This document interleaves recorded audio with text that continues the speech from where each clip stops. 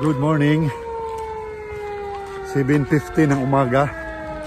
Pero parang alas 5 o alas 4 lang ng madaling araw sa atin. Yan, ang dilim.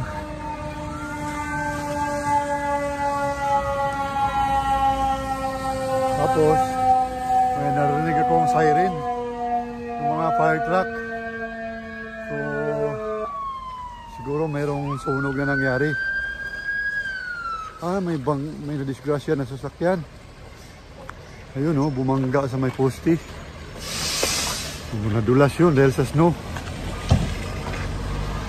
Pupunta ako ulit sa work. Ito yung nadaanan ko.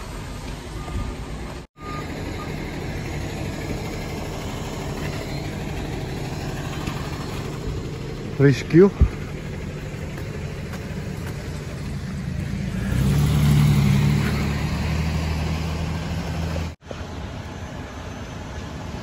Dito pa naman sa malapit sa tapat ng tinutuluyan namin. Walang kailangan ko ng tumuloy. Bagay, nandiyan naman yung mga fire truck. Okay.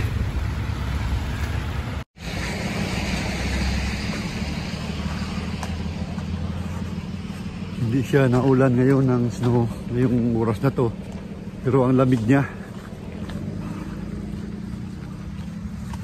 Dito practical talaga, kailangan mayroon kang sasakyan kasi kung mag-bus ka ang tagal ng interval.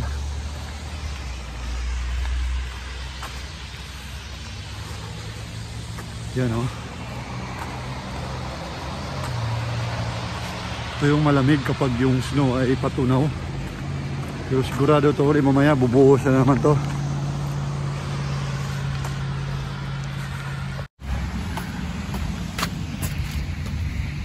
Yun o, pagka ganito patunaw siya, mas malamig. So itong dinadaanan ko mamaya sigurado mabalot lang naman to.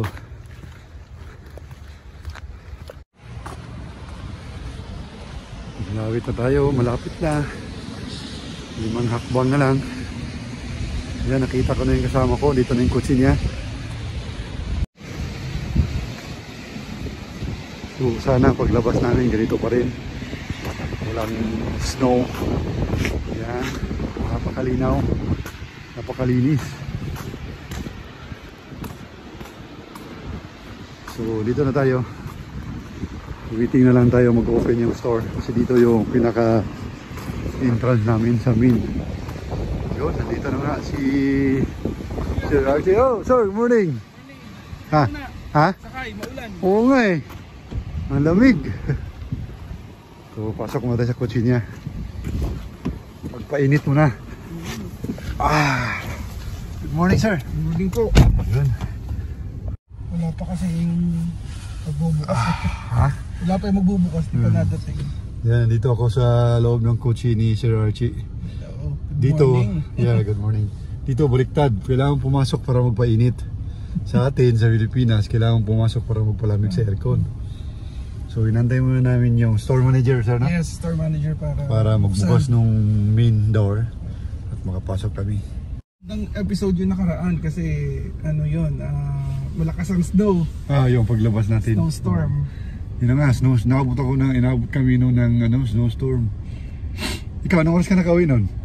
Ay, ano sir, nag-park, di ko umalis ako dyan and then hindi ko kaya doon sa area doon sa sa papuntang Hanwell. So ginawa ko, dahil sobrang lakas na snow, nag-park muna ako doon sa Regent. Sa Regent Mall, nagintay ako ng mga 1 hour hanggang mag-subside yung lakas ng snow. Ako nilakad ko lang talaga hanggang makarating. Kaya lang delikado rin pala. Oh sir. Kasi yung may mga part na malalim na hindi mo alam, di ba? Masusubsog ka. Tsaka yung ano ko, brother-in-law ko nung Friday, nung nadulas siya doon sa icy snow. Oo nga eh. Dulas niyang gano'n, na-fracture yung kanyang ankle. Yung binili ko nga na yung winter boots, parang hindi kaya. Oo, yung gano'n. Wala po, minsan kailangan talaga may spike. Yung may nabibili po nun. Yung sa anak ko, pang ano talaga yun, yung mahaba hanggang tuhod. Ito kasi binili ko yung maiksi lang, parang semi high cut lang, para kung mag-drive ako hindi ako mahirapan. Pero ano po, pagka yung gusto niyo na talaga may spike, may nabibili po sa Costco, yung parang ipinapasok sa shoes. Meron yung anak ko. Yan, Hindi ko lang nahiram, gagamitin ko pala kasi yan. pang ano po yung pag syempre pag ganyan, kanyari umulan, kasi forecast ngayon is mag-snow. Mag-snow ngayon, so pag umulan na ganyan tapos nag-snow, lumamig, magtitigasan yung ano. Yun ang tubig. madulas no? Yun ang ano madulas, kaya minsan kailangan may spike. Galing ng ano sir, no? Talagang heater yun. Bumuga sa ano. Ito po yan, para heating. Sa atin aircon dito, mainit yung nilalabas. ito po nakapula kasi tayo eh. Okay. Pero dito ko lang nilalagay para hindi yung moist. Hindi siya mag-moist. Merong ano din yan sir, na automatic na mag-clear yung windshield. Ito po yun, yung dito yun. Okay, sige, antayin muna namin yung ano, manager. mag-open yung ano, yung store. Okay, natapos na yung work natin. Lalabas na tayo. Morning ma'am, morning sir. So maganda ang panahon ngayon. Yan, walang snow. Kita yung kalsada. Konting ambon lang. Kanina ganun din, may ambon din. Thank you Lord.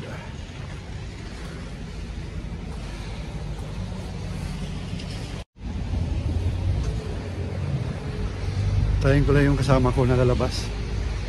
Lumabas. Ito yung sakyan niya.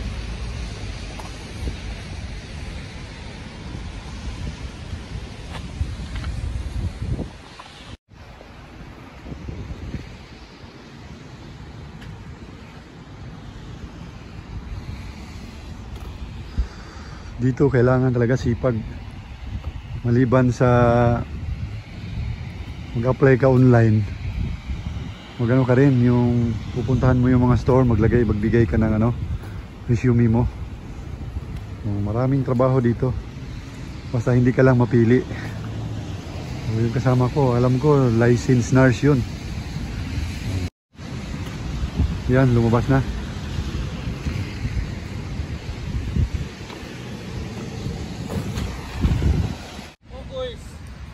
Sir, Okay na? dito ka na sa isang work mo? Opo. Sige, pauwi na ako. Sige po, ingat po kayo. Chat lang. Opo. Thank you. Okay. Pauwi na tayo. Actually 2 hours lang yung trabaho na binibigay sa akin. Kaya lang, nung unang work ko, lumampas ako ng 30 minutes. Ngayon naman, halos 30 minutes din. Pero okay naman kasi binabayaran din naman yung lumampas na oras natin. Kaya lang dapat 2 hours lang talaga. So mangyari pagka gano'n, hindi siya magiging pulido yung gawa mo. Dahil nga limited yung oras natin eh. Kaya nakakahiya pagka gano'n. Sabi naman niya na maintindihan naman nila yon kasi limited yung time natin. Kaya kung saan yung abutin, doon lang talaga. Okay. So pauwi na tayo. 10:15 na. Lumabas ako 10:12. Yung nakaraan naman 10:15 talaga. So kailangan honest tayo sa oras natin. Kasi mahirap pagka ganyan na hindi tayo honest. So dito ako naglalakad noon. Yan. Yung park na to. Dito ako naglalakad na maraming snow. Dito ako naabutan ng snowstorm. Yung unang trabaho ko. Maaliwalas ang panahon. Lahat ng mga snow nasa gilid na nakatambak. Kaya no? Kasi mayroong maintenance dito, yung binubuldos nila yan. Para hindi madisgrasya yung mga sasakyan. Kanina nga mayroong ano, rescue na dumating. Akala ko may sunog. Yung pala may sasakyan na bumangga. Siguro sa dulas yun. Kasi dito mayroong, usually dito all-wheel drive. Kaya lang mayroon ding two-wheel drive lang. Yung mga kotse. Yung mga SUV all-wheel drive na.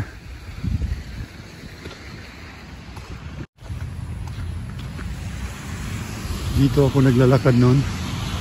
Walang makikita na daanan kasi napuno ng snow. So pangit yung gano'n. Tapos ang dilim ng ano, paligid. snowstorm. So ito yung ano, maganda. Yan, maliwalas.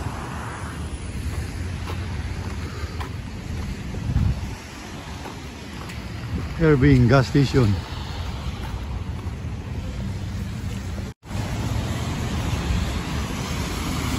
Pababa ako, papunta doon. Kasi nandito ako sa uptown na ganang work. Yan, sa middle ako. In between uptown and downtown. So kapag tinawagan naman ako doon sa isang malaking store dito, yung Atlantic Superstore, sa baba naman yon. Wow, ang ganda ng pick up na to, ng truck na to. Iron sight. Ang gaganda ng mga pick up truck dito, ang lalaki. Walang wala yung sa atin. Talagang brusko ang dating. Sana all. So yun nga, dito pala kailangan talaga may sasakyan ka. Kasi pag mag-antay ka ng bus, ang tagal. Oras yung pagitan. So siguro sa ibang part ng Canada, yun, yung bus na yun, oh, maraming ano. Kasi dito ang taxi ang mahal eh. O kailangan mo lang lakarin. Maganda exercise din, saka malapit lang naman. 15 to 20 minutes. Ang bagalan mo, kalating oras lang. Yan, tapos dito pala yung Filipino food, yung kadiwa. Ayan, oh, Kadiwa store. O, pasyalan natin. Sana bukas yung store na Kadiwa. Kasi nung nakaraan, dumaan ako, sarado. Bagay naka ano yun, snowstorm. Ay, open. Okay. So mabait din yung mayari nito eh. Taga Cebu. Ay, sarado. Yan, close. Yan, may tao sa loob. Yan. Okay, puntahan lang natin. Kahit nakasara. Ano ba yung hagdanan pababa? Yan si sir, oh. Sir! Puntahan natin. Kaya siya nagsara kasi nag-ayos siya ng mga ano niya, groceries niya.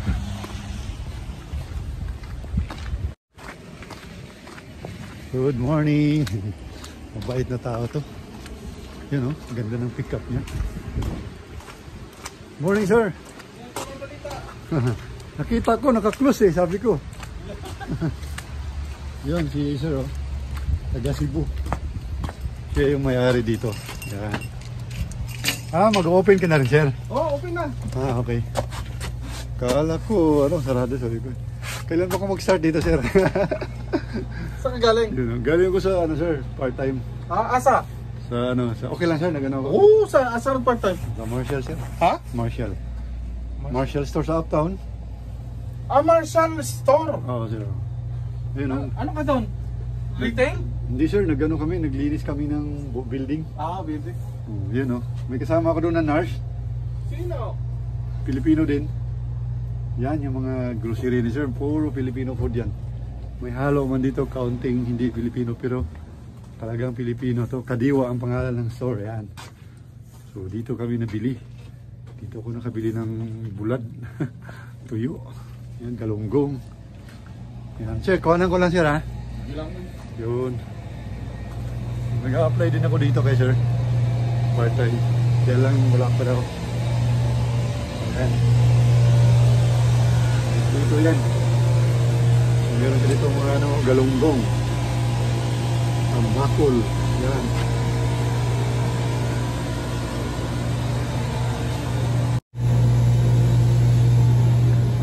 Filipino food. Sarap dito. Kasi para ka lang nasa atin eh. Yan. Binablog ko sir eh. Ay, binabag mo. Oo, kasama kita sa vlog ko. Yan. Okay. Oh sir, walang libangan na eh. Ha? Walang libangan. Oo. Talaga? Kailan ba ako mag-start dito sir? Pag na ano na, pag... Yung pag nagiba na yun. Ah, yung nga pala sir. Oo.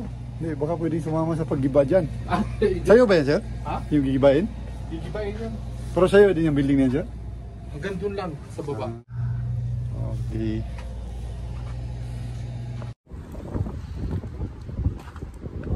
So ayun, nagkwentuhan lang kami ni sir. Prepare tayo para mag-prepare tayo ng tanghalian.